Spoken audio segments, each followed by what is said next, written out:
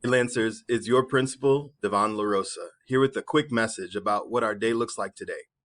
Just want to let you know we've been working hard all summer to get ready because we miss you and we want school to go really well for you.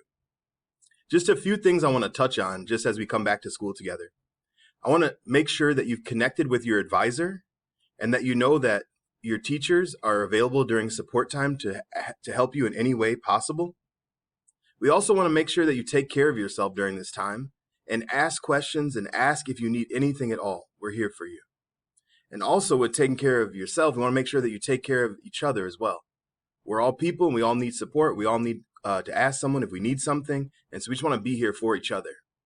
So now I just kind of want to preview what Tuesday today looks like for you. So at 11 o'clock, there are some optional Zooms that will give you more information on how we're operating in this new virtual world together. So you can jump in those Zooms as well. And they begin at 11 o'clock, and there are different options you can choose from. From 12 to 1, you should go outside, do something, take a walk, make sure you eat lunch, but you'll have a full hour from 12 to 1.